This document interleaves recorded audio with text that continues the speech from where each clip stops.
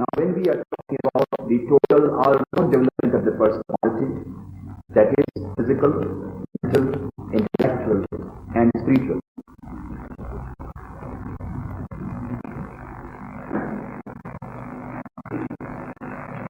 We have to remember 5 points. I call it Panchshila for the youths, just for your ease of remembrance. There are 9 volumes of complete works of Swami Vivekananda, lectures, discourses, letters, conversations, everything has been given. 5 points to remember for personal development. If you go through the teachings of Swami Vivekananda, compiled in 9 volumes of Swami Vivekananda, complete works of Vivekananda, his lectures, discourses, conversations, letters, etc. If you go through them, you will find a lot of points that he has given on personal development. I have tried all of them, and I would like to give you in simple formula 5 points. Number 1, self-confidence. Number 2, self-reliance. Number 3, self-control. Number 4, self-knowledge. Number 5, self-sacrifice. The most important message that you get from the books of Swami Vivekananda is, have you written down? Self-confidence, self-reliance, self-control, self-knowledge, and self-sacrifice. Now you listen attentively. You are not down, you listen attentively. You are not the 5 points. Okay? Now you listen with full concentration of mind.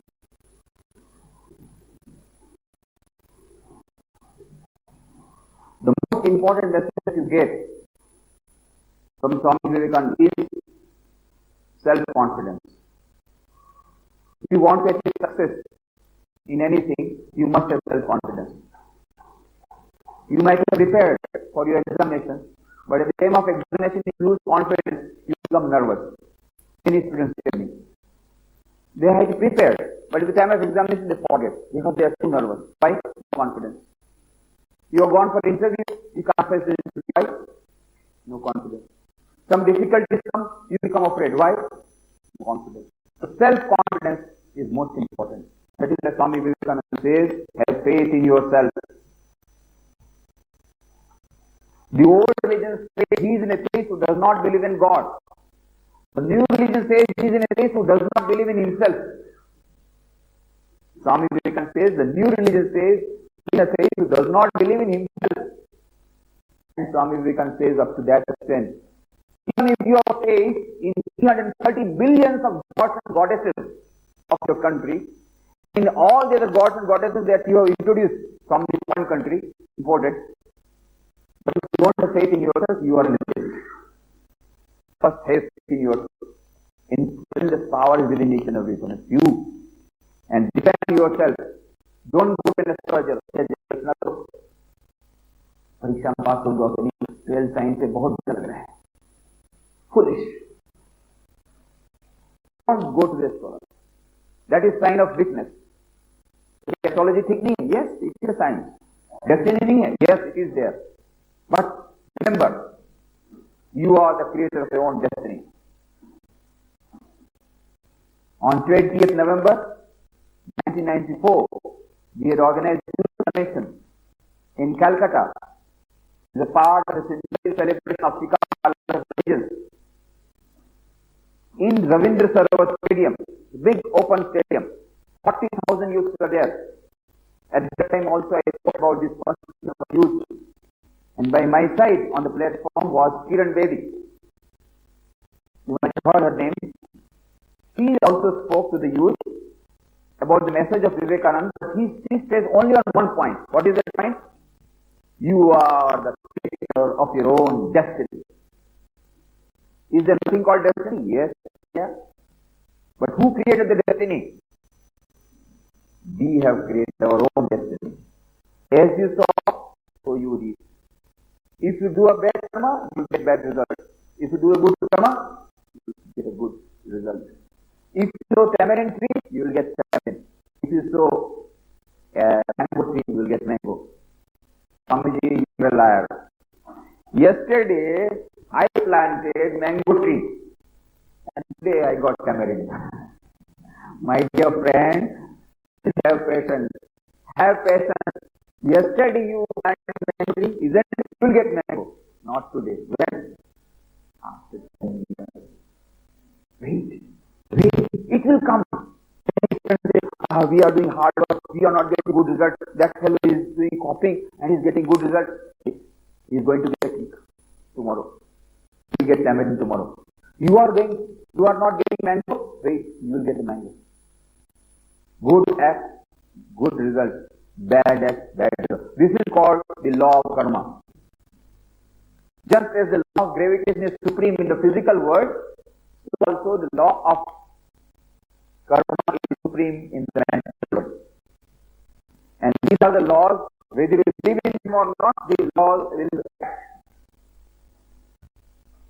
If you say, I don't believe in the gravitation law, and you jump from the 7th floor, what will happen? The photo will come in this paper. But this person did not believe in the law of gravitation, still he fell down and died. So, whether he believes or not, this act will operate. These are all lighthouse principles. A ship was going, and someone reported the captain, there is some ship, there is some light, perhaps some ship is there, so we will collide. Send the wireless message. Move your ship by 20 degrees. Came the reply. Move your ship by 20 degrees. Then this captain said, I am the captain of the ship telling you, move your ship 20 degrees. Again the reply, move your ship 20 degrees. And the captain was annoyed. He said, I am the captain of the ship telling you, move your ship 20 degrees. Who is the other hand? Then the king replied, Sir, I am the humble operator of the lighthouse. If you don't move, you are going to be crushed. I will not. Nothing will happen to me. So, if you do not move your ship, you are going to be crushed. These are lighthouse. If you don't believe in the law of karma, you will be destroyed. You are the creator of your own destiny. Do a good karma, you get a good result. If you do a bad karma, you will get bad result. So work hard. Don't look at astrology. Don't look for destiny. Don't try to know your destiny. Try to change your destiny. This is what Swami Vivekananda says. You are the creator of your own destiny. Self-dependent, self-reliant. Have confidence in yourself. You can do anything and everything. Why? You may be physically weak. You may be mentally weak. You may be intellectually weak. But inside each and every one, the infinite power of the Atma. There is none in this universe who is not having that power. Each and every one. Esha sarveshu bhuteshu guru atma na prakashate drishyate svabhya bhutya sukshmaya sukshmadarshini. Behind each and every one is the power of Atman. Infinite power is there. Never say I am weak. Never say I am sinner. Never say I have done like this. No. And that is why the very first sentence in that beautiful book called Thought Power, from the 9 of Vivekananda, some beautiful thoughts, very powerful thoughts. And first makes a small beautiful book, Thoughts of Power. It is like an atom bomb. Small. Atom bomb is very small, but do a lot of work. This Thought of Power, small book of Vivekananda, it will act like an atom bomb. Explode. It will give you power. It is the powerhouse. The very first sentence, Swami Vivekananda says, ye the children of immortal bliss, holy and perfect beings, ye divines and sinners, it is a sin to so. It is a standing liable on human nature. Come up, O lion, and take up the delusion that you are sheep. You are souls immortal, spirit free, blessed and eternal. You are not bodies. You are not matter. Matter is a servant, not he is a servant of matter. Remember, this one sentence of Swamiji coming from the message of Vedanta. You have got infinite power. You are not ever full, ever full. Have you heard the story of lioness and the sheep? सुना? कोई सुना? शेरनी का story सुना? सुना? कहानी सुना है? किसको सुनना है? हाथ उठाओ। हाँ, बहुत अच्छा। कहानी सुनने में बहुत मजा आता है। तो एक कहानी, एक शेरनी थी। शेरनी जा रही थी जंगल से, तो देखा रास्ते पर से बहुत सारी भेड़ जा रही। भेड़ देखी कि नहीं? भेड़ तो देखिए, और शेरनी देखिए कहां?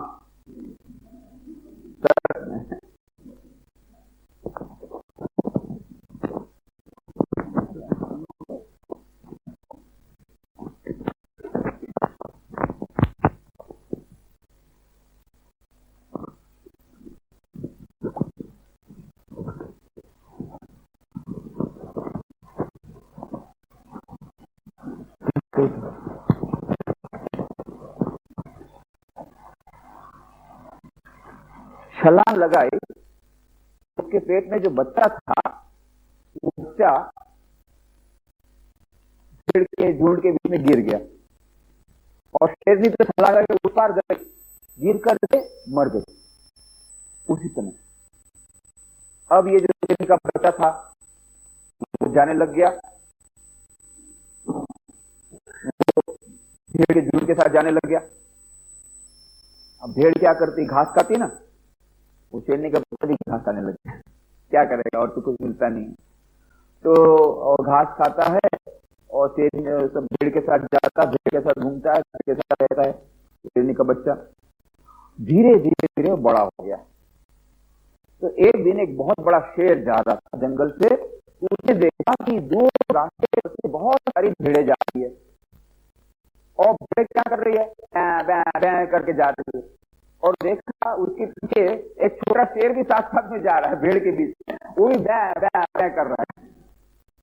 तो बड़ा आश्चर्य हुआ, अरे ये शेर का बच्चा होकर बैं बैं बैं कर रहा है, क्या बात? तो ये जो शेर तो उसका आकर्षित हो गया भेड़ की तरफ। जैसे ही गया भेड़ की तरफ, सब भेड़ें भागने लगी डर करके, और छोटा जो बच्चा था शेर वो भी भागने लग गया। तो शेर ने बड़ा शेर उसे पकड़ा, तू कहां जा रहा है? तू तो मेरे समान शेर, तू भाग के कहां जा रहा है? डरता क्यों है? तो छोटा बच्चा क्या करता है? छोटा शेर क्या बोलता है? बैं बैं बैं बैं, मैं तो शेर नहीं हूं, मैं तो भेड़ हूं, भेड़। अरे बेवकूफ, बड़े शेर का तू शेर होकर के अपने आप को भेड़ बोलता है? तू भेड़ नहीं है, तू शेर है मेरे समान। वो शेर क्या बोलता है? बैं बैं बैं बैं, मैं तो भेड़ हूं, भेड़, शेर नहीं हूं। कितनी बार बड़े शेर ने समझाया, अरे तू शेर है, और भेड़ बोलता मैं भेड़ हूं, बैं बैं बैं। बड़े शेर को बड़ा गुस्सा आ गया, पकड़ा उसको, गले से पकड़ करके खींच करके लाया तालाब के किनारे। चल इसमें परछाई देख, तेरी परछाई देख, मेरी परछाई देख, तेरा चेहरा देख, मेरा चेहरा देख, तेरा चेहरा मेरे समान है, शेर के समान, भेड़ के देख। तब ये शेर ने देखा पानी, अरे तो भेड़ के समान ही है, ये बिल्कुल शेर के समान दिखता हूं। बस ये बयान करना छोड़, चल गर्जना कर। गर्जना शुरू कर दिया, चल अब तो जंगल का राजा हो जा, जंगल का राजा। स्वामी विवेकानंद इस कहानी को सुनाते थे, अमेरिका में बहुत प्रसिद्ध उनकी कहानी थी, और ये उनका बड़ा संदेश था। स्वामी जी पूछते थे, देखो ये जो छोटा शेर, ये तो पहले से शेर था ना, कि नया था कि नहीं? शेर ही था, नया बैं बैं करता था। बोलो, संगत के कारण। हाँ, बहुत अच्छा। जैसा संग वैसा, जैसी संगत होगी संगत हो जाएगी। तो भेड़ के साथ हो गए तो बैं बैं बैं करना शुरू कर देंगे, शेर के साथ गढ़ना शुरू कर देंगे। इसलिए भेड़ के साथ नहीं रहना चाहिए, घास नहीं खाना चाहिए। घास खाने से दुर्बल हो जाते हैं, निर्बल हो जाते हैं, और भेड़ के समान व्यवहार करते हैं। सभी भेड़े घास, इसका मतलब ये थोड़ी कि हम भी घास खाते। घास का मतलब क्या होता मालूम है? घास का मतलब क्या है? घास खाना छोड़ दो आज से, इसका मतलब क्या है? घास माने टीवी, एमटीवी, फलानी टीवी, ढिकानी टीवी, ये सब केबल टीवी, बहुत सारे कार्यक्रम आते हैं। फिर कार्यक्रम देख के बंदूक चलाना ढूम ढूम ढूम ढूम करके तुम मर जाओ, बाप को मार डालो। ये सब होता है अमेरिका में घास खाने के बाद। मजबूत बनो, बहादुर बनो, अच्छे अच्छे पिक्चर देखो, घास खाना छोड़ दो, संगत, बुरी संगत छोड़ दो, अच्छी संगत छोड़ दो। दूसरी बात स्वामी जी कहते हैं, यह जो शेर, छोटा शेर, वो दुर्बल मानता था, अपने आप को निर्बल मानता था। मैं कुछ नहीं कर सकता हूं, मैं तो भेड़ हूं, मैं तो भेड़ हूं, ऐसा क्यों बोलता था? मैं तो दुर्बल हूं। तो भूल गया था कि मैं शेर। बस स्वामी कहते हैं हमारी भी यही बात है, हम लोग भूल गए हैं कि हमारे में आत्मा की अनंत शक्ति है। इसलिए हम क्या करते हैं? मैं तो दुर्बल हूं, मैं तो निर्बल हूं, मैं कैसे परीक्षा में अच्छे नंबर से पास करूंगा, मैं कैसे टूर्नामेंट में भाग लूंगा, मैं कैसे सबके सामने पब्लिक स्पीच दूंगा, मैं तो दुर्बल हूं, निर्बल हूं, ये सब हम करते हैं। क्यों? हम भूल गए हैं कि हम शेर हैं, हमारे भीतर में आत्मा की अनंत शक्ति। इसीलिए स्वामी विवेकानंद आकर हमको याद दिलाते हैं, come up, O lion, and shake off the delusion that you are free. Your soul is immortal, spirit free, blessed and eternal. You are not matter. You are not bodies. Matter is a servant, not you the servant of matter. आओ फेरो, आओ इस मिथ्या भ्रम को झटक करके फेंक दो कि भेड़ो, तुम भेड़ नहीं हो, तुम तो अजर अमर आत्मा हो। जब तुमको ये सेल्फ मिलेगा, आत्मज्ञान आ जाएगा, क्या हो जाएगा? ऐसी शक्ति आ जाएगी, अलेक्जेंडर की तलवार भी तुम्हारी कुछ नहीं कर सकती है। तुमको बिगाड़ सकती कुछ, लीडर बन जाओगे, डरपोक नहीं रहोगे। इसीलिए स्वामी जी कहते हैं, you find one word coming like a bomb, it is this word, अभी अभी, बी केयरलेस, बी फियरलेस। निर्भय बन जाओगे, सब जात का डर झक जाएगा, कायरता भग जाएगी, तुम बहादुर बन जाओगे। यदि वेदांत छोटा सा संदेश तुम्हारे मन में आ गया, इस बात को याद रखिएगा, हम अजर अमर आत्मा है, हमारे भीतर में आत्मा की अनंत शक्ति। अलेक्जेंडर ग्रेट का नाम सुना? सिकंदर महान नहीं सुना? सुना है ना? किसने किसने सुना? हाथों के ऊपर। बहुत है। जब सिकंदर महान आया, अलेक्जेंडर ग्रेट भारतवर्ष में, तो उसके गुरु ने कहा था, देखो भारत में जा रहे हो, वहां पर से एक मेरे लिए अच्छी उपहार ला। क्या उपहार लाओ? बोले बाकी सब चीजें सब देखने मिलती है, पर भारत में जैसे संत मिलते हैं, जैसे संत नहीं मिलते, एक अच्छा सा संत मेरे लिए आना। तो सिकंदर आकर के सब संत की खोज कर रहा है, करते करते एक जंगल था, एक चट्टान पर एक संत बैठे हुए, बहुत डीप मेडिटेशन में, खूब गहरे ध्यान में मग्न है। उनका ध्यान टूटा, उनका सिकंदर महान ने बातचीत की, क्या ज्ञान, उस ज्ञान से प्रभावित हो गया, प्रभावित हो गया। उसने कहा, अच्छा आप हमारे मेरे देश के लिए, मैं आपके लिए बहुत बढ़िया महल बना दूंगा, रहने का स्थान बना दूंगा, अच्छे दूंगा, अच्छा खाने को दूंगा, चलिए मेरे देश। कहा, राजा मुझे तेरे देश में जाने की कोई आवश्यकता नहीं, मैं यहाँ बड़े आनंद हूँ, ये पेड़ के नीचे रहता हूँ, मुझे कपड़े की आवश्यकता नहीं है, पेड़ मुझे फल देते हैं, नदी मुझे पानी देती है, और बहुत आनंद में हूँ, कहीं नहीं जाना। नहीं नहीं नहीं, आपको मेरे देश से चलना होगा, मेरे गुरु को मैंने कहा मैं ऐसा संत ले आऊंगा। इन्हें ना कहने की हिम्मत नहीं की थी, गुस्सा हो गया, तुरंत अपनी तलवार निकाल ली, तुम मेरे साथ नहीं चल रहे, तुम्हारा गला काट दूंगा। तलवार निकाली, वो महात्मा जोर से ठहाका मारकर हंसने लगे। मूर्ख, तू जानता नहीं, तलवार मुझे काट नहीं सकती, वायु मुझे सुखा नहीं सकती, पानी मुझे भीगा नहीं सकता, तुम जानता नहीं, मैं आत्मा हूं, अजर अमर आत्मा हूं, नैनम छिंदति शस्त्राणि, नैनम दहति पावक, न इदम खेदयन्तापो, न शोषति मारुतः, अच्छेदोयम अदायोयम अखेदो अशोषेव च नित्यस्वर्गतः सावचलोयम सनातनम। मैं भी सनातन आत्मा हूं, मुझे आग जला नहीं सकती, पानी भिगा नहीं सकेगा, वायु सुखा नहीं सकेगी, तेरी तलवार मुझे क्या काट सकती। ये हिम्मत आ जाएगी जब आत्मा की छोटी शक्ति भीतर से जागृत होगी। सिकंदर ने कभी आज तक कोई यार को देखा नहीं था जो उसकी तलवार के सामने खड़ा हो जाए, तलवार उसके हाथ से गिर जाती है, डर करके वो गिर जाता है। और फिर उस महात्मा ने कहा, मूर्ख, तू मुझे अपने देश में ले जाना चाहता है, मैं मिस्र के द्वारा देख रहा हूं, तू खुद अपने देश में नहीं पहुंचेगा। ठीक वही हुआ। इतिहास कहता है सिकंदर वापस अपने देश नहीं लौट पाया। आत्मा की शक्ति, स्पिरिचुअल पावर, इसीलिए मैंने कहा था स्पिरिचुअल मॉरल डेवलपमेंट वो जब आ जाएगा, साहस आ जाएगा, सेल्फ कॉन्फिडेंस आ जाएगा, सेल्फ डिपेंडेंट होगा। फिर उसके बाद ये सामान बनाते हैं ना, भैया थोड़ा देखना तो मेरा, जो एस्ट्रोलॉजर के पास जाकर देखो देखो तो ये भी ज्यादा, थोड़ा मेरे को मदद करो, मेरे को चाहिए, मेरे को लेना, बहुत नर्वस हो गया हूँ, कैसे हो गया, कैसे होगा, कैसे होगा। हाँ। याद रखो हमारे अनंत शक्ति है, सब शक्ति हमारे भीतर में, कहीं बाहर जाने की आवश्यकता नहीं है। Self confidence, self dependence, self knowledge, और साथ साथ याद रखना सेल्फ नॉलेज कैसे आएगा। आत्मा तो अंदर है, और आज हमें तो उसका दर्शन नहीं होता है। होता है क्यों? अरे आत्मा ही नहीं, हमको यही लगता नहीं। उसका प्रूफ क्या है? प्रूफ है नरेंद्र नाथ को ही डाउट किया था। वो कॉलेज के विद्यार्थी थे ना हमारे समान, वो भी स्टूडेंट है तुम्हारे समान। स्टूडेंट से तो डाउट आ गया, आत्मा आत्मा की बात बोलते हैं, आत्मा परमात्मा है कि नहीं? हम तो ऐसा नहीं मानेंगे, हमको तो प्रूफ चाहिए। तो कई महामारी से पूछा, अच्छा आप ईश्वर की बहुत बातें बोलते हैं, आप ईश्वर को देखा है? कोई उसका उत्तर नहीं पता। बड़े बड़े विद्वान कलकत्ता में सभी पूछते, निराश हो जाते। फिर सुना रविन्द्रनाथ टैगोर के पिताजी देवेंद्रनाथ टैगोर, महर्षि देवेंद्रनाथ टैगोर, वो नाव में रहते हैं गंगा में, बहुत तपस्या करते, बहुत ध्यान करते हैं। वहां पहुंच गए, अच्छा महर्षि मैंने सुना आप तो बहुत ईश्वर का ध्यान करते हैं, एक प्रश्न पूछो। अच्छा आपने क्या ईश्वर को देखा है? महर्षि देवेंद्रनाथ टैगोर ने नरेंद्र नाथ की तरफ देखा थोड़ी देर के लिए, फिर कहा बेटा ये आंखें तो योगी के समान है। नरेंद्र नाथ ने सिर पकड़ लिया, अरे मैं क्या प्रश्न पूछ रहा हूँ, क्या जवाब दे रहा है? मैंने पूछा तुमने ईश्वर को देखा? बोला देखा, योगी के समान। अरे मुझे प्रश्न का नहीं चाहिए, मुझे प्रश्न का उत्तर चाहिए। कोई नहीं देता है।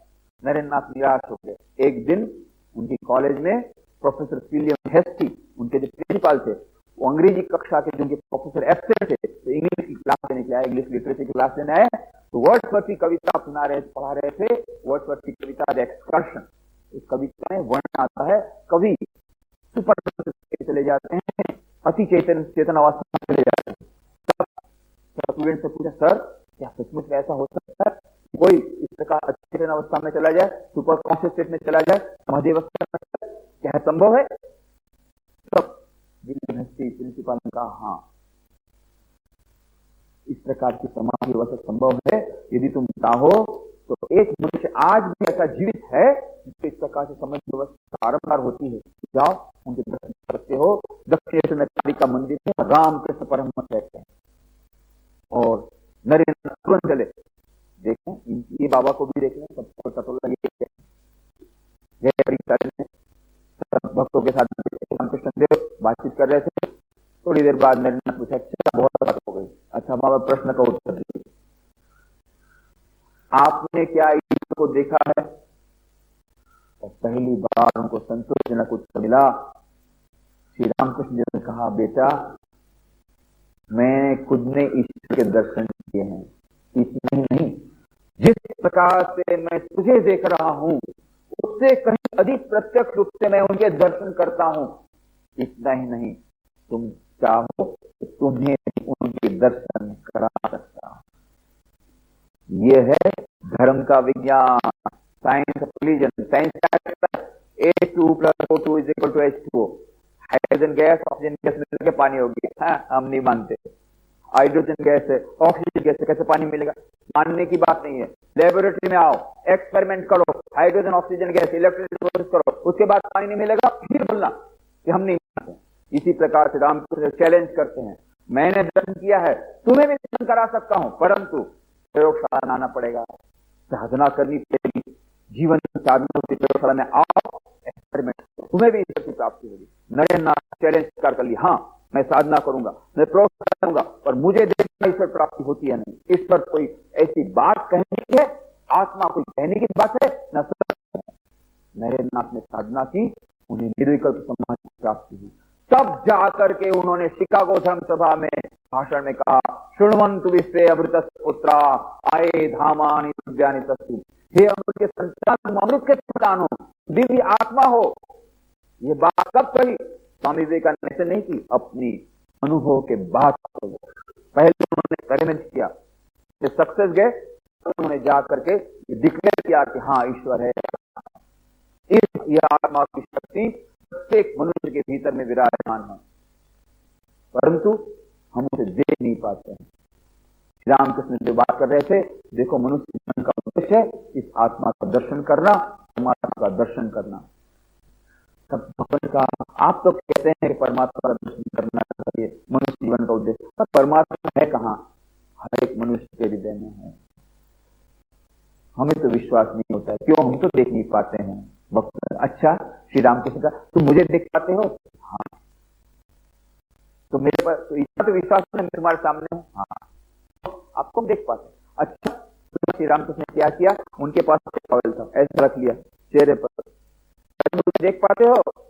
भक्त ने कहा नहीं। तो मैं यहाँ नहीं हूँ? बोले हाँ है। तो तुम तो नहीं देख पाते, इसलिए नहीं हो? नहीं है तो क्यों नहीं देख पाते हो? बीच में पर्दा आ गया। बस बोले यही बात है, ईश्वर हमारे सबसे नजदीक है, आत्मा हमारे एकदम नजदीक, प्रत्येक के हृदय में तो विद्यमान है, परंतु दिखता क्यों नहीं है? बीच में अज्ञान का पर्दा आ गया है। इसीलिए कबीर जी का बहुत सुंदर भजन है, घूंघट का पट खोल रे तोहे पिया मिलेंगे, कट को वरना मत बोल रे तोहे पिया मिलेंगे। तुम्हें प्रियतम का दर्शन हो जाएगा। कब होगा? जब पर्दा खुल जाएगा। ये पर्दा कैसे खुल सकता है? पर्दा खुलने के 4 उपाय हैं। एक है ध्यान, ध्यान के क्षण में पर्दा खुल जाता है। अभी तुमने थोड़ी देर ध्यान किया ना, कितना अच्छा लगा। धीरे धीरे ध्यान करोगे और अच्छा लगेगा, पर्दा खुल जाता है, ध्यान आ जाता है, पर्दा खुल जाता है ध्यान से। दूसरा मेथड है प्रार्थना, हे प्रभु मेरे अज्ञान का पर्दा करो, तो पर्दा हो जाता है। तो प्रार्थना, यह भक्ति योग पहला है, राजयोग। तीसरा है ज्ञान योग, बार बार चिंतन करना चाहिए, मैं कौन हूं, मैं कौन हूं।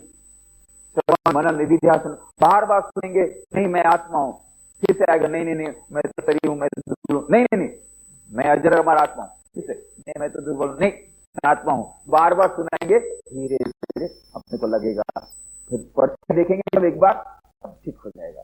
तो ज्ञान योग। चौथा योग है कर्म योग, जो कोई भी काम करते हैं निस्वार्थता पूर्वक करने से यह पर्दा खुल जाता है। ये 4 योग करने के लिए क्या चाहिए? कंट्रोल चाहिए, आत्म संयम चाहिए। इसलिए चौथा हुआ मंत्र, क्या हुआ पंचशील में? चौथा सूत्र आत्म संयम, सेल्फ कंट्रोल।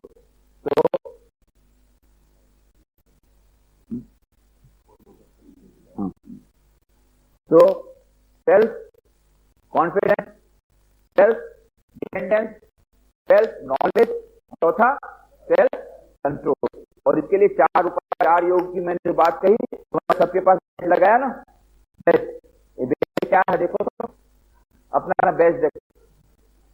ये बेस्ट मतलब क्या है? मतलब नहीं मालूम? हाँ बोलो।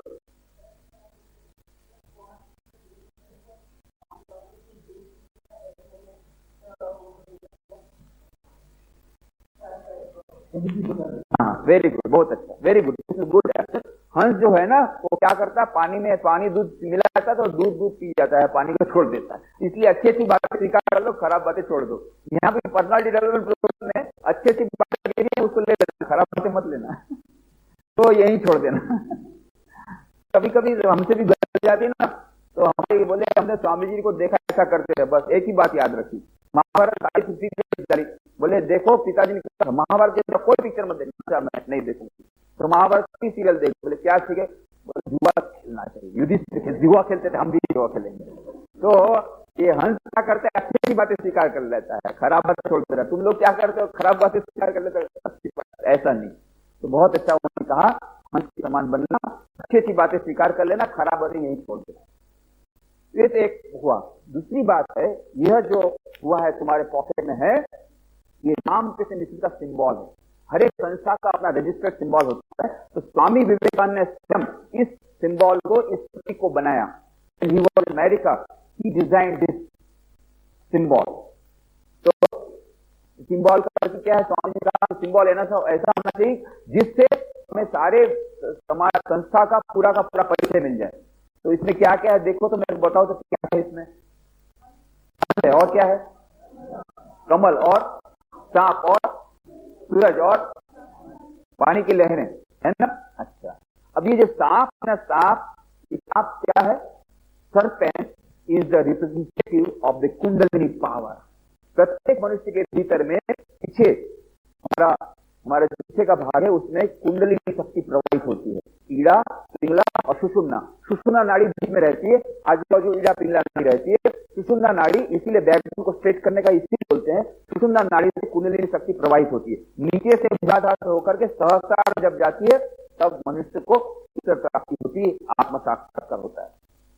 ये कुंडलिनी शक्ति ऊपर चढ़ती है, कैसे चढ़ती है?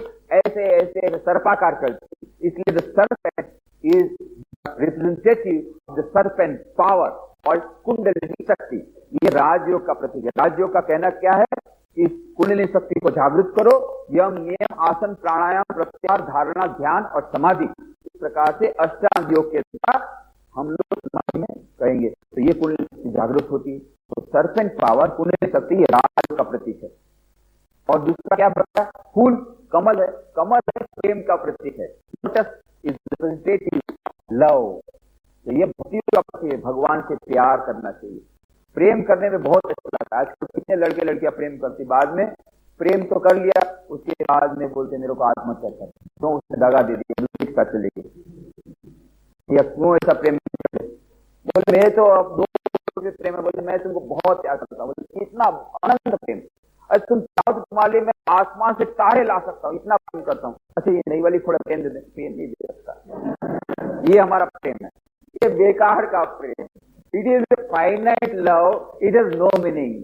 Real love is in God and the atma. Swami जी कहते हैं, प्रयोग नामक पुस्तक है बहुत बढ़िया स्वामी जी की, रिलीजन ऑफ लव, उसमें कहते हैं the real and immortal love between the infinite soul and infinite God. इसको प्रेम योग बोलते हैं। प्रेम योग बहुत चालू है। प्रेम ऐसा के बाद में पछतावा, बहुत सारे लोग प्रेम करते हैं बाद में पछता कर आते हैं, बहुत दुख हो गया, अभी नहीं मत मरो, अभी भगवान से प्रेम करो तो बच जाओगे, दूसरे से प्रेम करोगे ठीक है, सबसे करो तो असली प्रेम होता है भगवान से। प्रेम योग। तीसरी बात है भक्ति योग या प्रेम योग। तीसरी बात है ये जो लहरें हैं ना, जल की लहरें, एक कर्म की लहरें हैं। इट इज कर्म योगा। काम करो, बहुत काम करो, भगवान के लिए काम करो तो ये काम कर्म योग हो जाएगा। अभी तुम स्टूडेंट हो, तुम्हारा मुख्य काम क्या है?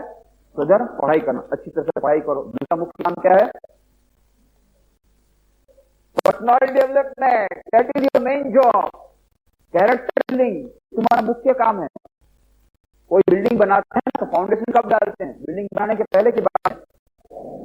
पहले ना। तो कैरेक्टर बिल्डिंग की बिल्डिंग जब बनी है तो उसकी फाउंडेशन कब करनी चाहिए? अभी युवावस्था में आए हो ना बुढ़ापे के बाद?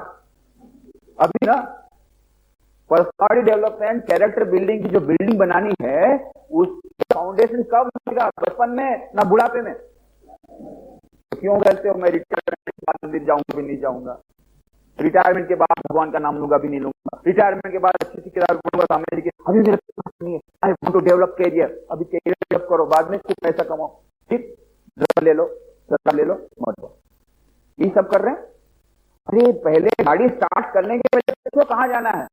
देहरादून से चले गए वहां पर क्या बोला दिल्ली, बाद में बोले अरे हमको तो वहां जाना था, दूसरी जगह जाना था।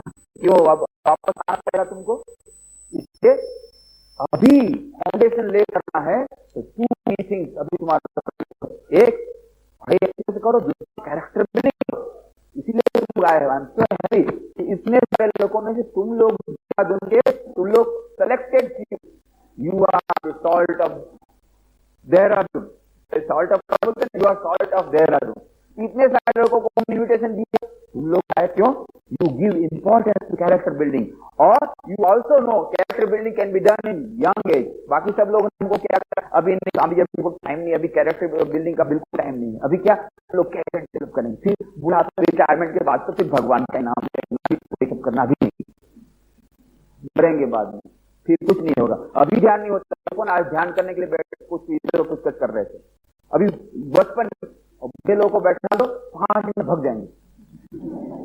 अभी बचपन में तेरा मन इतना आता है तो भी तुमको बैठने में तकलीफ हुई, तो बाद में बुढ़ापे में तो बिल्कुल नहीं होगा। जिसने बचपन से ध्यान किया है वो बुढ़ापे में बहुत बढ़िया ध्यान करते। कितने भक्त आते देखिए, आधा घंटा ध्यान करते हैं, कितना आनंद पाते। क्यों? बचपन से उन्होंने प्रयत्न किए थे। इसका मतलब ये नहीं कि बुढ़ापे में नहीं शुरू कर सकते, तो बहुत कठिन लगता है। अभी कठिन लगा तो बुढ़ापे में नहीं करने से कितना कठिन लगेगा। 8-9 तो ये कर्म योग करो, भक्ति योग, राजयोग, कर्म योग, और एक है ज्ञान योग। सूर्य ज्ञान का प्रतीक है, तो अच्छी अच्छी पुस्तकें पढ़ो जिससे पावर मिलता है, इंस्पिरेशन मिलता है। ऐसी पुस्तकों पढ़ने के बाद उस पर श्रवण मनन विचार, उसी प्रकार से अच्छी पुस्तक पढ़ना, उस पर विचार करना और उसके विचार लेना, यह ज्ञान योग। तो ये चार योग का समन्वय करने से परमात्मा की प्राप्ति जरूरी होती है। जो हंस है ना, वो परमहंस यानी परमात्मा, जो हंस है परमात्मा का प्रतीक है। इसके नीचे लिखा हुआ है तन्नो हंस प्रचोदयात्। इस तरह से परमात्मा की प्राप्ति होती है। किस प्रकार से प्राप्ति होती है? चारों योग के समन्वय से। कौन कौन से योग? भक्ति योग, राजयोग, कर्म योग और ज्ञान योग। चार योग का समन्वय कैसे करना पड़ेगा? हमारे दैनिक जीवन में सुबह उठना, प्रार्थना और ध्यान, रात को सोते समय प्रार्थना और ध्यान, क्या हो गया? भक्ति योग और योग हो गया। सुबह और शाम और क्या करना है? अच्छी किताबों को पढ़ना है, चिंतन करना है, इसका क्या होगा? ज्ञान योग। और सारा दिन क्या करना है? कर्म योग, अच्छी तरह से पढ़ाई करो। चार योग के समन्वय से हमारे भीतर पर्दा दूर हो जाएगा, परमात्मा की प्राप्ति हो जाएगी, अनंत शक्ति आ जाएगी आत्मज्ञान से। तो आत्मश्रद्धा, सेल्फ कॉन्फिडेंस, सेल्फ रिलायंस, आत्मनिर्भरता, आत्मज्ञान, सेल्फ, आत्मसंयम, कंट्रोल। और आत्मसंयम से क्या होगा? You will have ट्रेमेंडस will power. अभी तो बोलते हैं हम, मैं कल से छोड़ दूंगा टीवी देख, नहीं आज के दिन देख लो। फिर आज का प्रोग्राम आ गया, अरे कल से इतना बढ़िया, कल देख, आज कल परसों से छोड़ देंगे, फिर कल दूसरा प्रोग्राम, आज कल से छोड़ देंगे, नहीं छूटता है। मालूम है उसके कारण हम लोग को पैसा अच्छा नंबर मिल रहा है, क्या करें? विल पावर नहीं, विल पावर डेवलप हो जाएगा if you got self control. दूसरी बात, मन बैठता नहीं, पढ़ने तो बैठे पर तो मन नहीं लगता, मूड नहीं आता है, कॉन्सेंट्रेशन नहीं होता है, याद नहीं रहता है। क्यों? हमारा मेंटल पावर वीक हो गया है। सेल्फ कंट्रोल रहने से मेंटल पावर आ जाएगा, कंसंट्रेशन आ जाएगा, मन की विवेकानंद की अगर आप कितनी इसलिए को सभी ने सक्सेस किया। स्वामी जी जब थे बेलू मठ में तो उन्होंने देखा उनके शिष्य शरद चक्र क्या है, देखा स्वामी जी इंसाइक्लोपीडिया ब्रिटानिका पढ़ रहे हैं, बड़े बड़े इतने बड़े ग्रंथ। तो शरद चक्र कहा, स्वामी जी इतने बड़े ग्रंथ पढ़ते तो पूरे जीवन लग जाएगा। स्वामी को व्हाट डू यू मीन? कुछ दिनों में मैंने 10 वॉल्यूम इम्पॉसिबल, नहीं हो सकता। अच्छा ठीक है, तुमको विश्वास नहीं आता, पहले 10 भाग में तुमको जो प्रश्न पूछना पूछो। और डिस्ट्रैक्ट पहले सर कितने सारे प्रश्न पूछे, स्वामी ने सबके जवाब दिए, भाषा को उद्धृत किया, सब शिष्य आश्चर्यचकित हो गया। स्वामी जी ये चमत्कार है, इसे मेरेकल। स्वामी का ये चमत्कार नहीं है, ये मन की एकाग्रता की शक्ति। एकाग्रता 10 घंटे की हो जाती है, अर्थ याद रह जाता है। स्वामी जी ने ये पावर कहां से आया? सेल्फ कंट्रोल, कॉन्सेंट्रेशन बहुत जरूरी है। मेंटल पावर, कॉन्सेंट्रेशन जितना बढ़ेगा उतना तुमको हर चीज में सक्सेस मिलेगा। एमर्सन नाम के महान अमेरिकन विद्वान उन्होंने कहा, the secret of success in trade, in war, in every management of affair is the concentration of mind. प्रत्येक क्षेत्र में सफलता का रहस्य मन की करता। गेम, तुमको सचिन तेंदुलकर के समान यदि बैट्समैन बनना है, क्या करता? तुमको बिस्मिल्लाह खान के समान सहने बजाना सीखना है, कॉन्सेंट्रेशन। और अच्छी तरह पढ़ाई करना है, concentration. In every field concentration, power of concentration important. अब मैं तुमसे बोल रहा हूँ, देखो 2-3 लड़के कॉन्सेंट्रेशन ब्रेक हो गया, उनको नहीं समझ में आएगा। देखना, उनको पूछना क्या बोले थे स्वामी जी, यहाँ कुछ बोल तो रहे थे, समझ उस समय हमारा कॉन्सेंट्रेशन ब्रेक हो गया। कॉन्सेंट्रेशन रहेगा, you will remember everything. Concentration, एकाग्रता, जो कुछ भी काम करो एकाग्रता करो। Play while you play, sleep while you sleep. क्या करते हो? उल्टा करते हो। पढ़ाई के समय मन कहाँ रहता है? क्रिकेट मैदान में तेंदुलकर सेंचुरी बनाया कि नहीं, क्या बना पता नहीं, और फिर पॉइंट निकल जाता है। खेल के मैदान में बैटिंग करते समय क्लीन बोल्ड, क्योंकि जैसे बॉल सामने से आया, अरे 20% नोट क्लीन बोल्ड, तो गेट में भी क्लीन बोल्ड। तो पढ़ने के समय पढ़ाई, खेलने के समय you will get time with full concentration of mind and you will get success। ये सब कैसे आएगा? Self control. और 5वां पॉइंट है सेल्फ सैक्रिफाइस, त्याग। इसका मतलब ये नहीं सभी को हमारे मन साधु बन जाना है, बन जाओ तो अच्छा है, पर बिना ग्रेजुएट के यहाँ नहीं लेंगे हम लोग। पहले ग्रेजुएट बन जाओ फिर बाद में आना, पर सभी लोग को साधु बनने की जरूरत नहीं है। यदि बन सकते बहुत अच्छा है, बट त्याग की जरूरत बहुत है। किसका त्याग करना है? घर बार का त्याग नहीं करना है, पैसे का त्याग नहीं करना है, माता पिता का त्याग नहीं करना है, इसका त्याग करना है।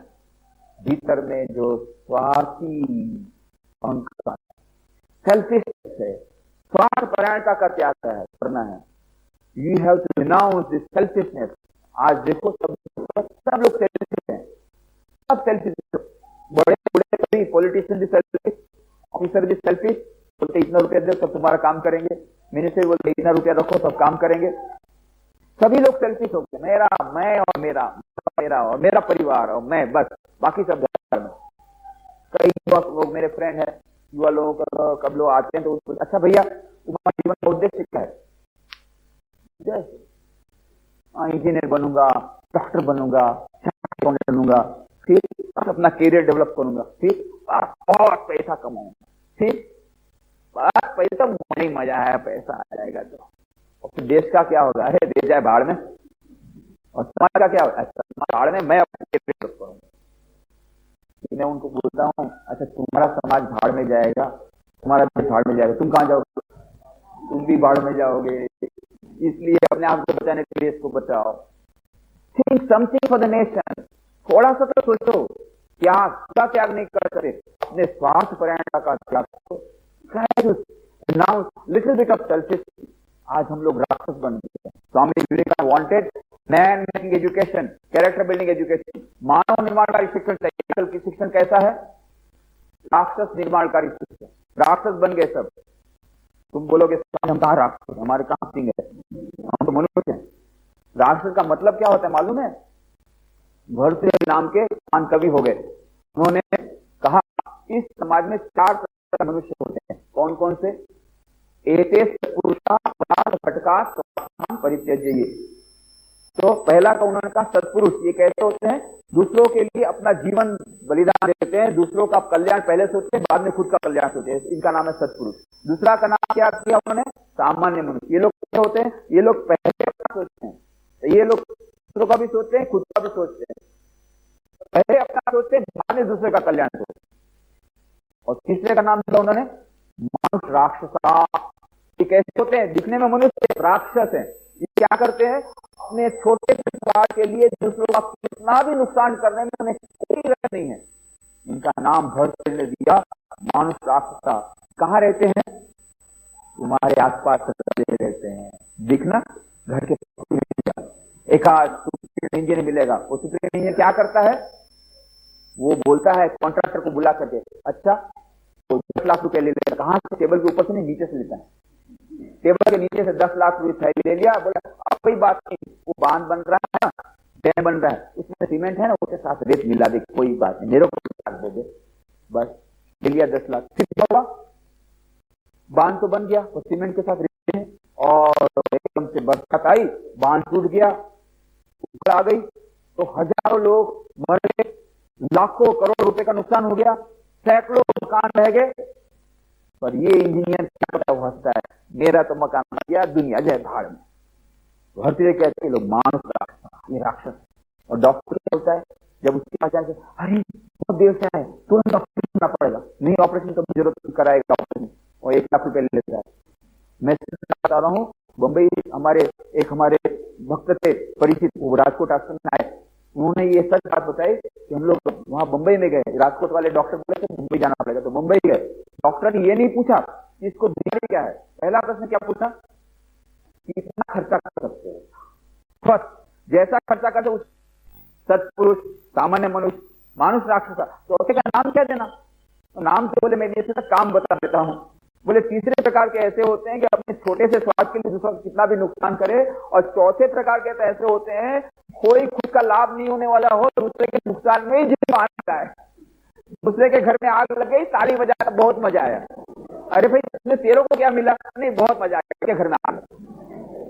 किसी कोई दूसरा का फेल हो गया, बहुत मजा आया। अरे तू को एक नंबर ज्यादा मिला, नहीं बहुत मजा आ गया, वो फेल हो गया, बहुत मजा आया। दूसरों के नुकसान से जिसको आनंद आए, कैटेगरी के हैं, राक्षस से बढ़ करके। और अभी लेटेस्ट रिसर्च की है 5 प्रकार की, भर्तृ के समय में नहीं होंगे, आजकल बने हैं, इसलिए उन्होंने 4 प्रकार की बात की। ये लेटेस्ट रिसर्च मेरी है 5 प्रकार की। 5 प्रकार कैसे बताऊंगा? चौथे प्रकार के ते के नहीं है, 5 प्रकार के ते नहीं है, काम बता देता हूँ। चौथे प्रकार के ऐसे होते हैं कि कोई भी लाभ में होने वाला दूसरे नुकसान है जिसको आनंद है। 5वें प्रकार कैसे होते हैं? दूसरों के नुकसान में इतना आनंद आता है कि खुद का नुकसान कर भी दूसरा को नुकसान कर दे। 5वें प्रकार के। तो कहानी सुनाते थे, एक आदमी था, वो बेकार था, तो एजुकेटेड था, तो सब बेकारों की अनएम्प्लॉयड ग्रेजुएट था, तो नौकरी मिलती थी। रोज उसकी पत्नी पूछती थी क्या तुम करते हो, बेकार बेकार, काम धंधा कुछ नहीं करते, रोज उसको बहुत जंग कर सकती थी। तो बेचारा परेशान हो गया, एक दिन घर भाग गया, तो जंगल में गया। तो जंगल में उसके महात्मा मिले, तो महात्मा ने सेवा की, तो महात्मा प्रसन्न हो गए। बोल बेटा, तुझे भगवान प्राप्ति का कैसा रास्ता बता, ज्ञान का रास्ता बताओ भक्ति का? साधु बाबा ज्ञान भक्ति कुछ नहीं, तो मुझे तो चमत्कार चाहिए, सीधी चमत्कार बताइए, कोई मंत्र वंत्र बता दीजिए कि हमका पैसा बहुत नहीं चाहिए, हमको फ्री चाहिए। आजकल बोलते हैं कितने प्रकार के ठग गुरु निकले हैं, है ना, बहुत ठग गुरु निकले हैं धर्म के मामले में, ठगते हैं दूसरों को। पर याद रखना, सभी समाज में एक नियम है, एक नियम है ना, law of demand and supply. जैसी सब डिमांड होगी ऐसा सप्लाई होगा। अभी तुम लोगों को कैसा सप्लाई चाहिए, डिमांड कैसी है साधु की, ऐसे साधु चाहिए तो सिद्धि दे दे, चमत्कार दे दे, नंबर बता दे, कहां से उसको कहां से एकदम मिल जाएगा, नंबर बता दे, कहां लॉक लगती, बस सिद्धि चमत्कार से। ऐसी महात्मा मिलकर ठगने वाले जो भी हो, कहे तू चक्कर में मत जा, सिद्धि तू ज्ञान ले ले, मन में शांति ले, नहीं मुझे सिद्धि चाहिए चमत्कार से। अच्छा जा, तुझे ये मंत्र का पाठ करेगा, मुझे देगा, तुझे प्रसन्न हो, सिद्धि दे दे। बस खुश होकर के चला गया, उनके पास आया और मंत्र जाप किया, एकदम समुद्र देवता प्रकट हो गए। बोल क्या चाहिए? हे समुद्र देवता, आप तो अंतर्यामी हैं, रोज पति कोसती है, अब से सहन नहीं होता है, कुछ ऐसा करो हमारे घर का ये गरीबी भी दूर हो जाए और सब ठीक ठाक हो जाए। ये संत करता हूँ, ईश्वर की पूजा करने के बाद तू जो मिल जाएगा। ये तो बहुत खुश हो गया, शंख लेकर जाने लगे। और याद रखना, तू जो देगा वो तुझे मिल जाएगा, परंतु तेरे पड़ोसी को बिना मांगे उससे दुगना मिल जाएगा। यहां सुना तो बेहोश होकर गिर गया। अरे मेरे पड़ोसी को दुगना मिल जाए, जिसके साथ मेरा रोज झगड़ा होता है, वो पड़ोसी मेरा जिसके साथ रोज झगड़ा होता है उसको दुगना मिल जाएगा। बहुत निराश हो गया, घर में आया और संग किया। पत्नी ने बोला कहां गए? तो अरे इतना अच्छा जादुई संग मिला तो बहुत अच्छा। अरे वो पगली, आगे तो सुन, हम तो जो मांगेंगे हमको मिल जाएगा और हमारे पौधे को दुगना मिल जाएगा, ये मुझसे सहन नहीं होगा।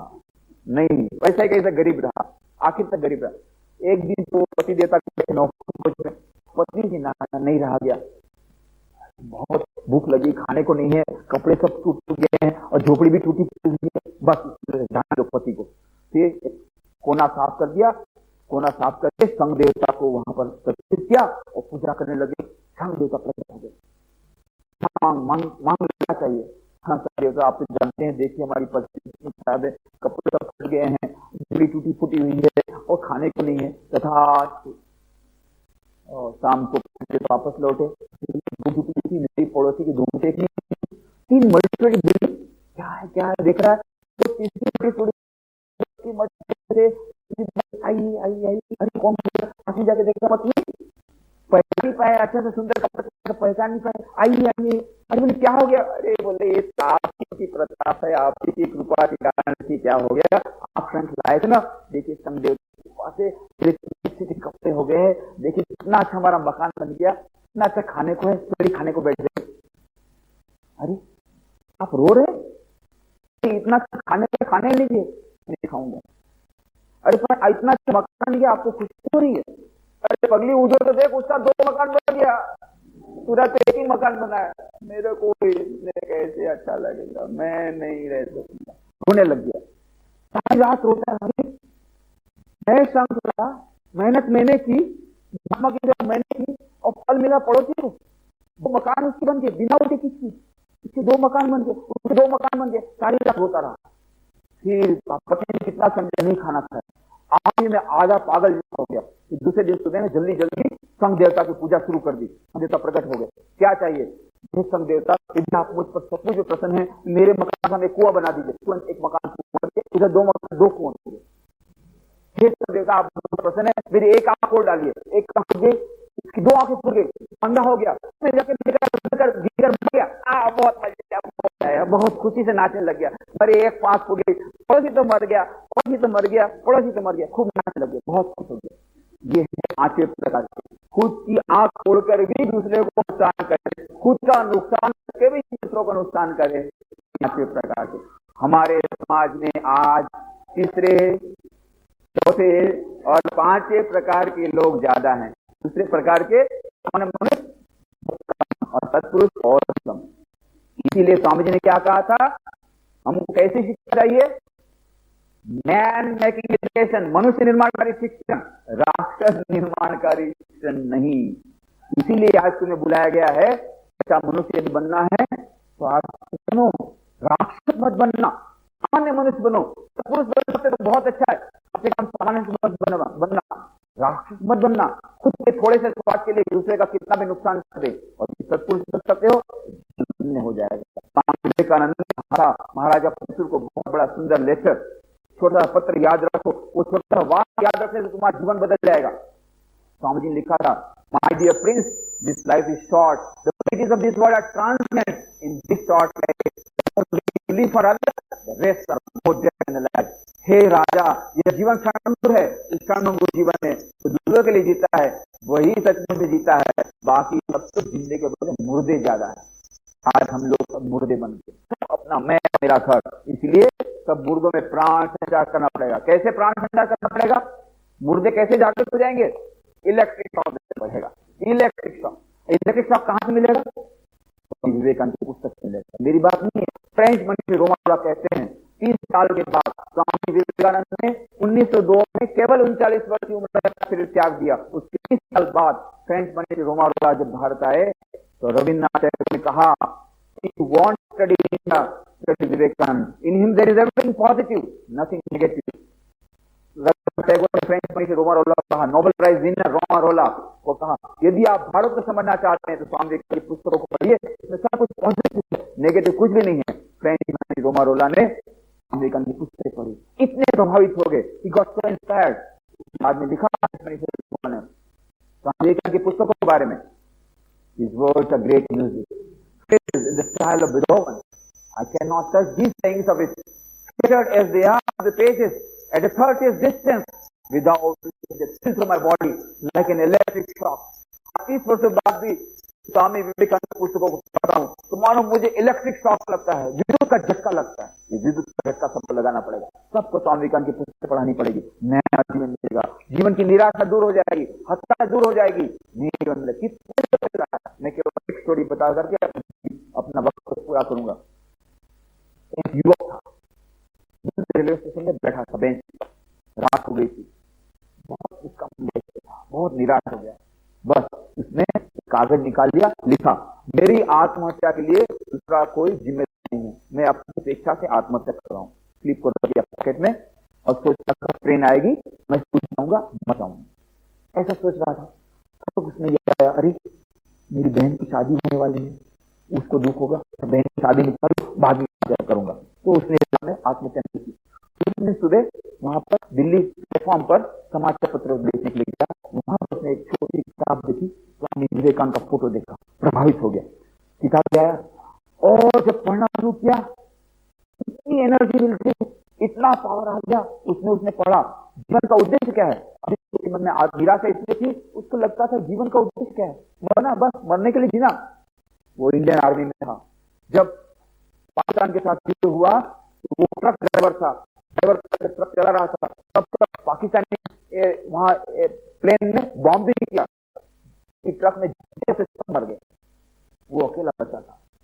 इसको लगा था जीवन का यही उद्देश्य, मर जाना बहुत अच्छा है। नहीं, जीने से फायदा क्या है, जीवन का उद्देश्य क्या है? विवेकानंद की किताब को पढ़ा, नहीं, जीवन का उद्देश्य है दूसरों की सेवा करना। बस उसने सोच लिया मेरे जीवन का उद्देश्य दूसरों की सेवा करना। तुरंत उसने प्री मेच्योर रिटायरमेंट ले लिया आर्मी से, गया अपने गांव महाराष्ट्र में, उसका गांव, और वहां जाकर के गांव की सेवा शुरू कर दी। वहां पर शराब की भट्टियां थी, की बहुत कठिनाई, धीरे धीरे ग्राम आदर्श बन गया। 5 साल में ऐसा आदर्श ग्राम बना, रालेगांव जी का नाम चारों ओर हो गया। फिर महाराष्ट्र सरकार ने उसको बोला 300 आदर्श बनाइए, 200 करोड़ रुपए उसके हाथ में दिया, और ऐसा सुंदर काम किया, उसको पद्म विभूषण मिला, पद्मश्री मिल गया। उसका नाम आजकल सब जानते हैं, तुम भी उसका नाम जानते हो, अन्ना हजारे होगा। ऐसे महान बन गए। ऐसे कई लोग हैं जिनका जीवन बदल गया स्वामी विवेकानंद की पुस्तक से। उनकी सब निराशा दूर हो गई, नया जीवन मिल गया इलेक्ट्रिक शॉक से, और सभी जीवन के प्रत्येक उनको सफलता मिली। इसलिए मैं तुमको खास बोलूंगा, स्वामी विवेकानंद की पुस्तक पढ़ना शुरू करो। कल से शुरू करोगे ना, आज से? काल करे सो आज कर, आज करे सो अब, पलम पलय होई बोहरी करे तो कब। जानते तो बहुत सब कुछ हो, आज से शुरू करो।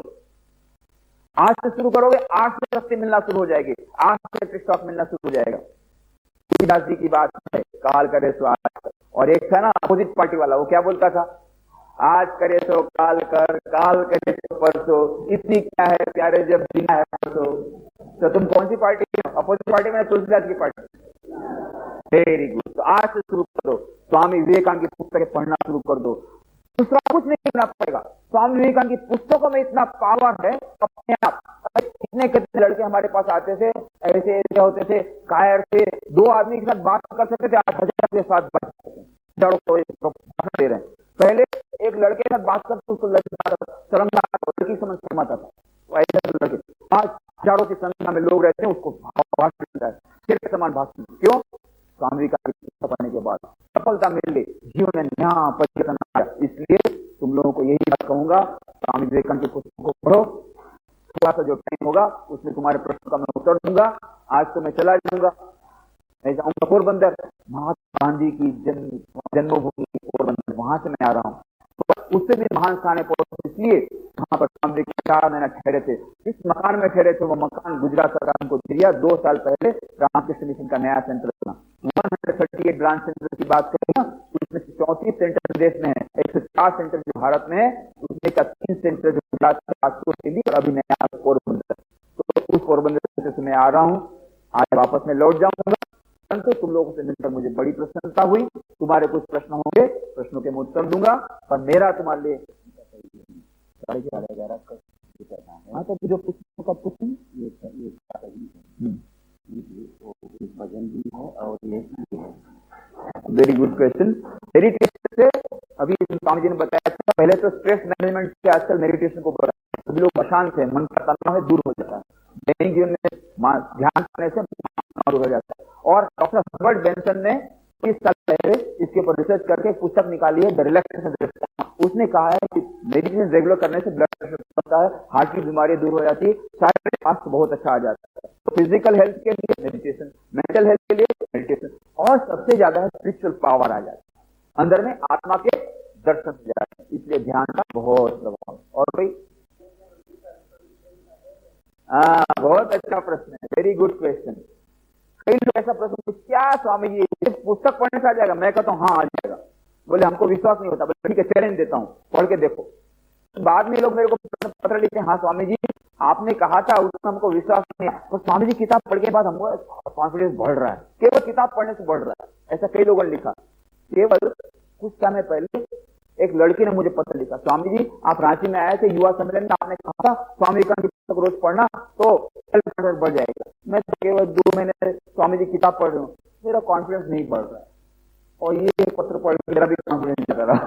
अभी तक सबको बोलता था स्वामी जी की किताब पढ़ने से कॉन्फिडेंस बढ़ जाएगा, अब मेरा कॉन्फिडेंस जाता रहा। थोड़ी देर बाद फिर से उसका पत्र आया, स्वामी जी मैंने आपको लिखा था, वो 3rd ईयर केमिकल इंजीनियर थी सिंध इंजीनियरिंग कॉलेज में, वहां से पत्र लिखा था, तो स्वामी जी अब मैंने आपको पत्र लिखा था, स्वामी जी किताब पढ़ने के बाद भी कॉन्फिडेंस नहीं जाग रहा है। परंतु मैंने सोचा इतने लोगों को लाभ मिल रहा है, मेरे को नहीं मिलेगा। So I started reading again. This time, not only with the eyes, but also with the mind. I am getting confidence. और ये मेरा confidence आ गया. इसीलिए आज confidence के साथ तुमको कहता हूँ. Start reading the works of Vivekanand. Not only with the mind, not only with the eyes, also with the mind, and you will get confidence. चलें. उसके बाद मेरे को पत्र लिखना. Swami ji, you are a liar. मेरे को पत्र लिखना. स्वामी जी, हमने 3 महीने तक रोज रात को 15 मिनट स्वामी जी की किताब पढ़ी. कॉन्फिडेंस नहीं आ रहा है. तो फिर से मैं अपना कॉन्फिडेंस लूज करूंगा. अभी मैं कॉन्फिडेंस से बोल रहा हूँ. किताब पढ़ो. विवेकानंद की किताब में पावर है. Not ordinary book. Swami ji ने कहा था, it may be that I shall find it good, get outside of this body, practice of like a diseased garment, but I shall not cease to work. I shall inspire men everywhere until the world shall know that is one is God. आज भी स्वामी जी हाजिर हैं, आज भी उपस्थित हैं, विशेष करके उपस्थित उनकी पुस्तकों में अवश्य तुमको आत्मविश्वास जागेगा. तुम सबसे करके बहुत प्रसन्नता हुई. I am giving you all my best.